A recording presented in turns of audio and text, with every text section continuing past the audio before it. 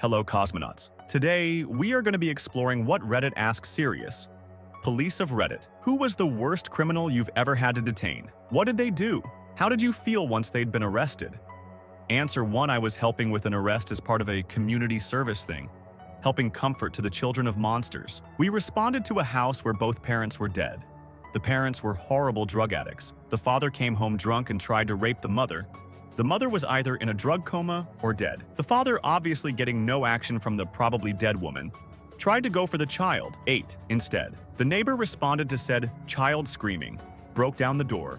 The neighbor, seeing the father already in the act and this girl basically lifeless, shot and killed the father. No charges were raised against the man, and he's basically a hero now. The girl lived thankfully, and while I haven't seen her in years, she is almost certainly in a better place than that hell. I realize the person actually detained here W as a hero, but I thought the story should be told anyway. Seeing the soulless eyes of that poor girl has never stopped haunting me. Answer 2.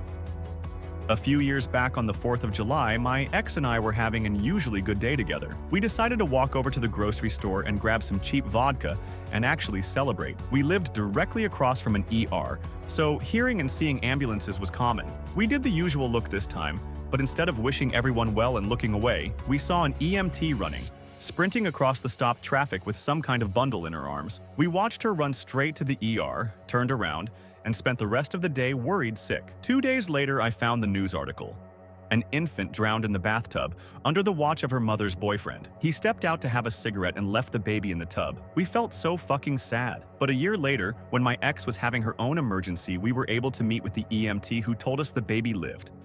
You guys have a really fucking hard job as first responders. Every hard case is hard, but I wouldn't be able to do what you do. Respect. Answer 3 attempted to pull over a DUI that almost struck me head-on. The driver parked his car in a parking lot and got out and started to walk away. After I gave commands, he ran. We ended up in a swamp. He had about 100 more pounds on me, and as we fought, he was able to overpower me at one point. He charged me, and we fell in the water. He was able to get on top, put his hand on my throat, and tried to push my head under the water. I was able to get out of his grasp, and he tried to run again. After 7 minutes of hell, I was able to get him restrained enough to wait for backup. He had a fake ID on him. Another officer recognized him, and we found out he had 18 outstanding warrants from multiple jurisdictions and wanted in questioning for multiple other shootings. I was lucky he let his firearm in his car. Otherwise, I have no doubt he'd have tried to use it. He only served about 6 years and is now out and free. Answer 4. Worst? Depends on your definition. The one that pushed me as close to crossing a line? Child abuser. His wife caught him with their 13-year-old daughter. She went ballistic and started beating him with a cast iron skillet. He was still confused why we took the cuffs off of her and put him in cuffs. He had the audacity to ask, "Since when is it a crime to enjoy some sweet virgin pussy?" How did I feel once he'd been arrested? Hollow. I knew that even if he was found guilty, there was no punishment that is allowable in civilized society that would be fitting of his crime. Every cop wanted a reason, but the bastard fucking complied with every order, and the arrest was uneventful, according to the cop that transported him. He kept trying to justify his actions and make logical arguments to support it. Absolutely vile. Answer 5. I feel like you don't really understand the bury them under the prison mentality until you've looked evil in the eyes. One that sticks out to me, not law enforcement, more social services, but not quite that either. Guy had been convicted of raping 3 young boys. I regret that I read those court documents, but I had to. This scumbag appealed to the state Supreme Court and argued he shouldn't be in jail because he did it with love. Even typing that makes my skin crawl. Good news, the state Supreme Court expeditiously denied his appeal. Bad news, he still somehow was out of prison in under a year. Have an argument about his sentence all you want, it largely doesn't matter. What concerns me is the fact his family is now convinced it wasn't that big of a deal because the punishment was so minor. Good job, stupid fucking state. Answer 6. Many years back, I worked at a restaurant where one of my coworkers was arrested for something similar. He was living with his wife and 2 stepdaughters and was sneaking into the daughter's room at night while they were sleeping. His wife got suspicious because he would say he's going out for a cigarette, but heard no doors opening from the outside. So one of those nights, she let him go out for a smoke and caught him in her daughter's room. She started smacking the shit out of him. She dotted his eyes pretty good, then called the cops, and he gave the cops some BS story of, "It was my first time, and I have a problem." The older daughter said to the police that she has woken up with him in her room a bunch of times. How the story ended: his felony charges were reduced to a misdemeanor, and he didn't have to register as a sex offender. Some of my former coworkers still to this day, hang out with him. Because they believed him since that incident, he's been arrested multiple times for beating the shit out of his girlfriends. I will never understand why that guy isn't in jail. Answer 7. A very dear friend of mine, now sadly departed, fuck cancer, was a psychotherapist that dealt with people in prison. She said there was one thing to look out for in sex offenders, and that was if they thought they had done anything wrong. In the mind of a true sex offender, they see what they're doing as an act of love and perfectly acceptable. For them, it was so completely natural, akin to breathing, pooping, or what normal people see as a normal relationship. In the same way you can't force someone gay to become straight, or someone straight to become gay, these offenders can't be rehabilitated. Ever. It is impossible. 100% you had one of those types. He will reoffend if released. Answer 8. A 12-year-old boy killed his mom, his aunt, and his sister with a knife. His youngest sister ran out of the house to a neighbor. We got there pretty quick and found the bodies in 3 separate rooms. The kid was just sitting in his bedroom with a deadpan expression. It seriously felt like some Michael Myers shit. The detectives said that the kid never showed any emotion during the interviews. Answer 9.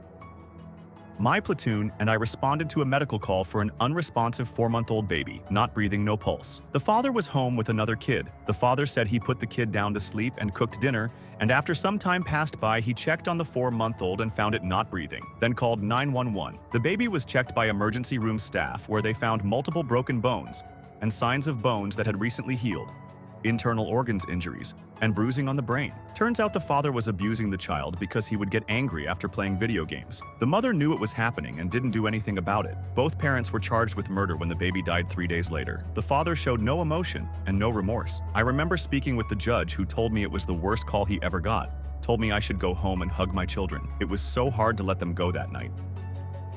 Hey you, if you enjoying the video, subscribe for more histories. Answer 10. Worked as an undercover. I played the role of a 13-year-old girl. Sent me videos of him abusing toddlers. This guy wanted to hurry and start having babies with me, but do at-home births. So if he breaks one, he can toss it. I had to talk to this guy for months before he drove from another state to me. Once arrested, he was raped in jail so bad he had to get stitches. I'm not a LEO anymore. I'm a stay-at-home parent and homeschool my kids. Answer 11. Dealt with a serial rapist and child molester who had AIDS. He started out by raping blacked-out drunk women in bars and slowly progressed. The women were never able to identify who it was, and these were trashy bars without security cameras, so he was never caught. Eventually, he broke into a house and sodomized an 8-year-old boy, which is when we finally had enough to identify and arrest him. He ended up posting bond and tried to break into another dwelling and attack another boy. This boy had an older brother who knew how to work a shotgun. Answer 12. Once investigated a guy who had contracted an STD from a prostitute and proceeded to rape his 6-month-old daughter, giving her the same STD. He was arrested but released pending the results of DNA and STD testing. Once the test results came back, we were ready to move forward with prosecution, but he had gone into hiding. After about a week-long manhunt, we finally found him hiding in a motel with another prostitute. Arresting him was such a relief, although it was aggravating that he kept trying to talk to me like we were friends from the back seat. My boss was so happy he bought me dinner. Answer 13. Arrested a guy who was a legit cartel drug trafficker. Dude was moving in the thousands of pounds of dope. My had like 20 kilos on him at the time because he was doing a one-off as a favor for another dude. In his interview, he told our officer doing the translating that if he'd been armed, he 100% would have shot it out with us. Answer 14.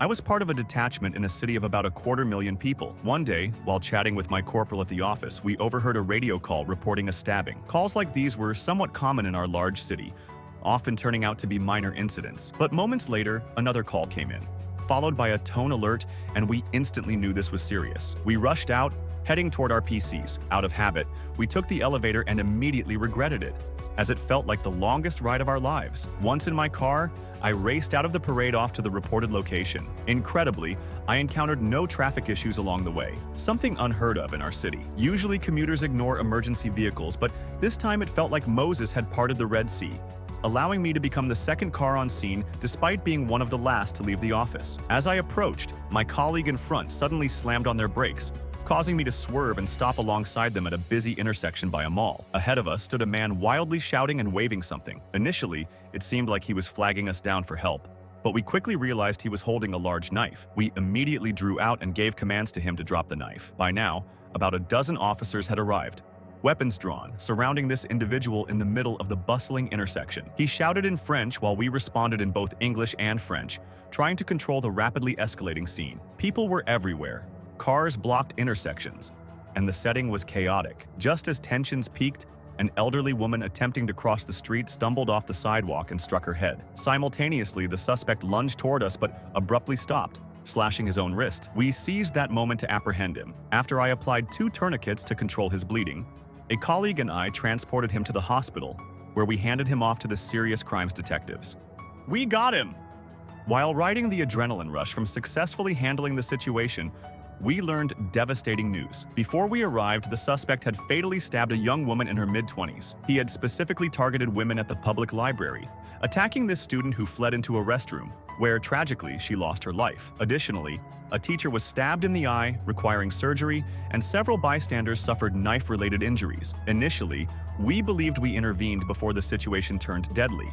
But reality struck hard. This suspect later claimed mental illness during court proceedings and deliberately refused communication in both French and English, causing delays. Eventually, he owned up to his actions, apologized, then received a life sentence without the possibility of parole for 15 years. I'll never forget the feeling, thinking we had stopped him in time, only to discover we were already too late. That young woman will never finish her education, never grow older, and her family and loved ones will forever mourn her loss, all because one individual refused to take responsibility, blaming his actions on a troubled past and drug addiction. Your choices are yours alone. Own them.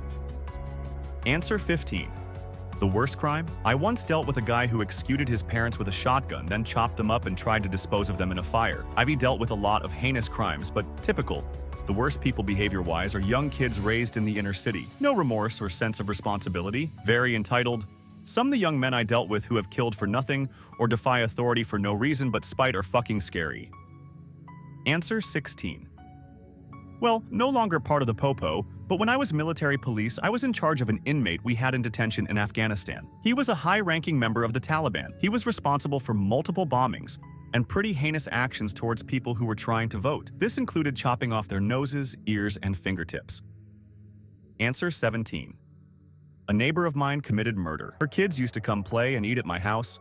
They'd stay for hours and she never asked where they were. One time they were supposed to stay a few hours and they stayed the night because she didn't come get them until the next afternoon. Her and her boyfriend got into a bar fight and stabbed some guy to death. He used a knife and she used a stiletto heel. There were 5 kids, all with different dads. I think most of them ended up with the grandma, who was, ironically, the county judge. They had to bring in an outside judge for the trial and sentencing.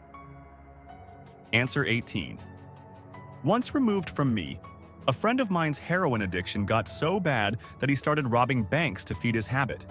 He got caught when he got so desperate that he robbed the grocery store he was a regular at, and one of the tellers knew where he lived. I don't know how long his prison sentence was, but he was released early on a rehabilitation program where the catch was that they would put him away for life if he relapsed and committed another felony. They only let him participate because they were so certain he would fail that they were sure they would get to put him away for life.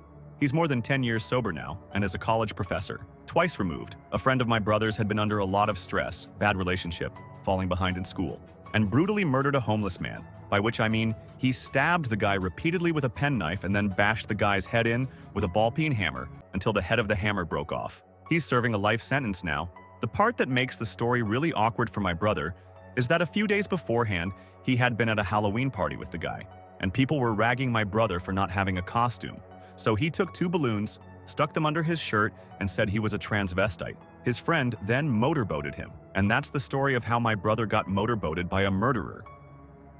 Answer 19. This one devastated me when I heard my father share the news. A little over a year ago, I moved to Cambodia to work.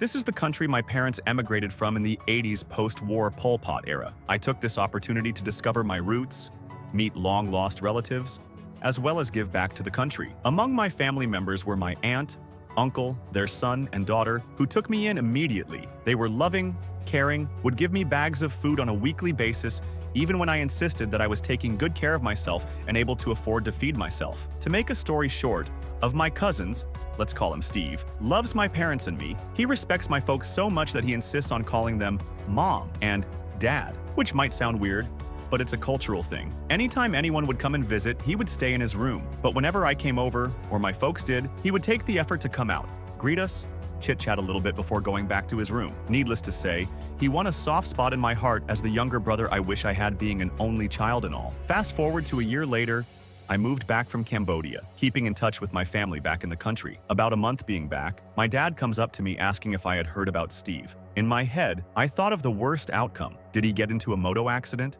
Did he get robbed? Did he die? Nope. He was arrested the night before for the rape and murder of his girlfriend. They had found her body floating in the river, searched his house to find meth and a gun in his car. There was even a report on the poor young woman being tortured. When they arrested him, a photojournalist captured him being escorted by the cops with a smile on his face. I was devastated and angry, and I still am today, but also very worried for his mental health. The prison system in Cambodia is shit. I'm afraid he will be broken for the rest of his life. And he had so much ahead of him. I'm sad for my aunt and uncle, sad for his sister and his 2 little nieces. They all live under the same roof. Hey you, subscribe for more histories. Answer 20. He walked into a business right at closing time when there were no customers left and only one 18-year-old female employee. At gunpoint, he took all the money that he could, then forced her to take off all her clothes and perform oral sex on him. He then took her in the back room, tied her up, and penetrated her with the barrel of the gun for several minutes before barricading the back room door so she couldn't get out and leaving her there. Turns out he was a former employee, and, if you can believe it, convicted sex offender, who had made several passes at the victim while they worked together and been rejected every time. He was there to rob the place, but when he saw who was working, he figured he'd kill 2 birds with 1 stone. Catching him was among the more satisfying moments of my career. Answer 21. Triple homicide suspect fled and was spotted by an officer in our city about 30 minutes after the last person he shot. High-speed pursuit at approximately 120 miles per hour for 12 miles until he crashed and rolled his car. He was so disoriented it made it easy to arrest him. He had an arsenal in his car, and I'm sure he would have shot at us if not for rolling his car first. It was crazy coming down from the feeling of preparing to shoot and possibly kill somebody. I thought for sure it was going to be a shootout when he stopped. Then I rode with him to the hospital in an ambulance. Got to talking with him and realized I went to school with him and knew his family. Really messed up. Answer 22. Had a call once in a major metropolitan area during my probation period some years ago. The fire department called us for help, saying they had been threatened with by a knife-wielding maniac while attempting to render aid to someone. My partner and I got there and saw the FD just standing around, so we're thinking, okay, this guy is probably gone and we will have to just take a report for them and get to our next call. That's the first time I heard the screams of someone about to die. The shrill terror in a person's voice is completely distinguishable from your everyday scream for help or yells of anger. It sends a shiver down your spine. My partner and I didn't have time for backup to arrive or make a tactical plan, so we entered an apartment complex by ourselves and followed the screams until we located a door we thought they were coming from. I kicked in the door, and we entered to find that knife-wielding madman stabbing a woman in the chest. Shots are fired and the man goes down, as though a scene from a movie after the shooting backup comes running in to clear the rest of the apartment, while I awkwardly handcuff this man, who is bleeding all over my uniform. He's missing either his radius or ulna, one of the 2 wrist bones from a bullet shattering it. There's blood everywhere and you can smell it in the air. This is also the first time I held a person while they were dying, which isn't particularly pleasant either. The man passed shortly after in the ambulance, even with the fire department outside already. We later discovered the man was on drugs and suffering from mental illness. He had attempted to kill himself a week prior and failed, so the higher-ups believe this is how he wanted to finish himself off. The woman survived. Answer 23. I was a detective in the town I worked at, and of course had to cover calls on a rotation. I was on call on Halloween one night and got a call about a shooting that had just occurred in a fairly decent part of the town I worked in. I was already out due to another incident and decided to head on that way, figuring if there was anything to it, I would get called anyways. Being that it was Halloween in the part of town, I of course thought this was just another prank call. As I'm heading to the call, dispatch advised that they are getting multiple calls and reports of multiple victims. With this, I realized this probably wasn't a prank call and actually ended up being the first person on scene. Turns out that some kids were trick-or-treating, and when they knocked on the door of this one house, the guy inside freaked out and unloaded an AK-47 through the glass door into 2 kids and the father. The kids being over 10 but less than 14. The oldest child took most of the bullets, killing him. The father and the younger child survived. I then spent 3 hours interviewing the suspect. I've interviewed a lot of suspects, murderers included, and this was the most mentally and physically exhausting interview of my life. That was almost 8 years ago, and the whole thing still haunts me. Answer 24, throwaway account.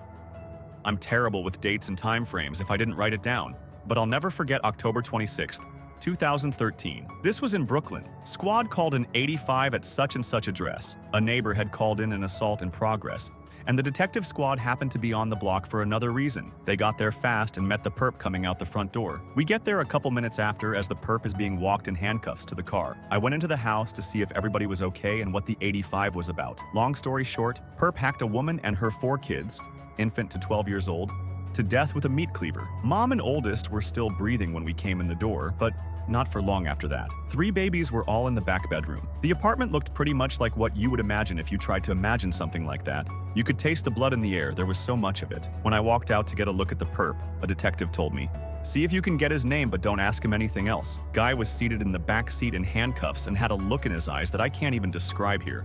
The devil was let loose in that apartment. Answer 25 received a call from a concerned neighbor in an apartment complex. She advised a female upstairs was screaming for help. Me and my partner conducted a knock and talk, and a very large male answered the door wearing boxers. We asked him if anyone else was in the apartment. He looked back towards the bedroom, turned and looked back at us and paused for a second, and then said no. Me and my partner looked at each other, sensing something was wrong. We looked down and observed blood on the tile floor and made entry due to exigent circumstances. I spoke with the male in the living room, and I see he was getting extremely worried. My partner walked into the bedroom, and I see his face lose its color. He stepped back and started shouting, "Lock his ass up. Now!" He then tried to make a run for it. After he was detained, we returned to the room, and I saw a girl locked in a dog cage beaten half to death. The investigation revealed he had been holding her hostage in the apartment for several months, raping her and pimping her out to sick fucks, and forcing her to eat dog food. She was unable to stand. I believe both legs and arms were broken. Both eye sockets were so badly broken and bruised they swelled up over her eyes. The bed sheet, which I could only assume was once white, was completely covered in bloodstains. I've been on the scene of somewhere around 100 plus murders, countless auto fatalities and everything in between, and to this day, it's just about the only thing that gets to me. I couldn't understand how someone could be that evil. When I returned to my patrol vehicle to run their information, I looked at her driver's license photo and couldn't recognize her. That's how badly she had been beaten. I've seen her once since the incident. She is now blind in both eyes and can still hardly walk. It sucks to think about how many times I've been at that apartment building on other calls while she was locked in a cage and had probably been standing just feet away from her. The entire time the suspect was in my back seat, he was just staring me down through my rearview mirror with the smuggest fucking grin on his face. I had to step out of the car and get away from him because I was getting so worked up. I don't think there's a punishment severe enough that monster. Answer 26. This might be a little different, and I'm late to the party, but here goes. A few years ago, we get sent as the second car to a family disturbance. Sent as routine. Halfway there, we get updated to roll code 3 to a shots fired call. At the same house. We arrive, and there is a young man with what looks like a stick in his hand lying on the ground, already 0, dead. My partners have an older man in handcuffs in the back of their unit. After speaking to a lady, the wife, and another young man, son, who were home, the story comes out. The family disturbance was the deceased young man breaking a chair and hitting his dad with the broken chair legs. Dad gets gun, warns son, son doesn't stop. Dad shoots son in face and kills him. I will never forget the way the father looked me in the eye and said, "I'm going to hell for this, aren't I?" Answer 27. My worst was a reopens to a home for attempted suicide with the individual still armed with a knife. When we arrived, the suspect was walking down the side of the road at 3 a.m., covered in blood from having cut himself over most of his body with moderate to deep cuts he was covered. While we were standing around ordering him to drop the knife, he stood like a statue, not saying anything, but staring. This guy was a towering 6 feet 5 inches, 220 pounds man, who looked at me, a 6 feet 160 pounds 22-year-old, and said, "I'm going to take your gun and shoot him," referring to my FTO at the time, who was similarly built to me. I deployed a taser which did nothing but anger him. My FTO deployed his, which brought him down. Trying to handcuff a man covered in blood is terrifying. All the blood-borne diseases you can contract. He was transported to the hospital for his self-inflicted wounds. Upon further investigation, this guy had been luring cats and dogs to him, which he would end up killing and skinning. In this guy's shed, he had a harvesting room where he would turn the pelts of these animals into clothing. You name it, this guy had made it. The entire thing reminded me of some horror movie with a stench you could not stomach. That was my first week as a sworn officer. I turned 21 3 days before graduating the academy. I've been on now for a year or so, and that is the only guy I have ever met I believe could have taken my weapon and kill me. He later was declared mentally competent and charged. He as well was not suicidal but angry because he messed up on one of his creations. Had a guy who had been fucking his girlfriend's 3-year-old daughter. He found out he had gotten busted and took a whole bunch of methadone and probably anything else in the house he could get his hands on. Was found unresponsive and put in an ice bath by his friends, and one of them was nice enough to call 911. Hell of it is that when we show up, the girlfriend is defending him, stashing contraband and trying to keep us from entering the department without a warrant. Exigent circumstances, hip hip hooray, get out of my way, and we got him to the hospital. Hell of it is that while we got him out, she flushed all their shit and deleted all the images from his phone of the rapes. Fucking mom choosing her rapist boyfriend over her daughter. Lowest of the low. He pled to a lesser charge eventually due to a lack of evidence, and she caught a tampering with physical evidence charge and got her kid taken away. She's out and works at a local restaurant that I'll never go to again. That was enough for today, Cosmonaut. I'll wait for you in the next travel.